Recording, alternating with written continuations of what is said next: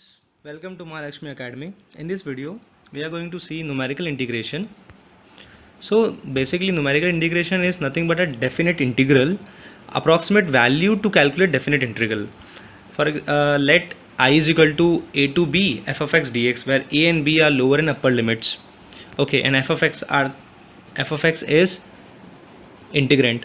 So we have three methods to calculate it: trapezoidal, Simpson 1/3, and we have Simpson 3/8 rule. So in this trapezoidal rule, it is mentioned the formula is h by 2 y naught plus yn plus 2 times of remaining terms. Here y naught plus yn is the initial and the final value, and the remaining terms are mentioned below. Simpson's 1/3 rule, which is h by 3 of first term and last term plus 2 times of odd term plus 4 times of even term. Here odd term is mentioned, that is y2, y4, y6, which is a position value. Okay, and even term is y1, y3 and y6, y5, which is also a position value. Okay, because starting term is y0, which is the first term, so even term is y1, and again the even term is y3. Okay, then we have a Simpson 3/8 rule, which is 3h by 8 first term plus last term plus 2 times of y3, y6, y9 plus 3 times of remaining term. Okay, these all are the formulas. Okay, so here h is nothing but a step size which we can calculate, which is like upper limit minus lower limit upon number of subintervals. Okay, so we will calculate it further. So accuracy wise, if we go Simpson's 3/8 more accurate, then we have Simpson 1/3, then we have trapezoidal. Actually, Simpson's rules is mostly used to find curved boundaries. When we have a curved boundaries, then we will use only Simpson's rules. But when we have a linear function boundaries, then when we have a 1 degree function boundaries, then we have a trapezoidal rule. Like we have this can show in this way, like trapezoidal rule, subinterval coordination, there's no restriction. Okay, they can be even ordinates, they can be an odd ordinates, and the order of error is h square. Okay, so as we are moving further, the order of error, like it's a order of errors, it's decreasing, so error is less, accuracy is more. Simpson's 1/3, which is must be even, like ordinates must be even. Okay, ordinates must be even, and Simpson's 3/8 rule must be multiple of 3. So now we just go to an example. We have x ordinates, we have y ordinates, and I have mentioned y0, y1, y2, y3, y4. Okay, so the question is 0 to 1 y dx using 1/3 rule, which is Simpson 1/3 rule. Okay, then how we have calculated? So we have 0 to 1 y dx.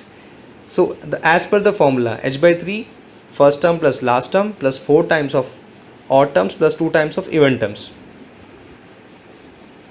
Okay, 4 times of even terms plus 2 times of odd terms.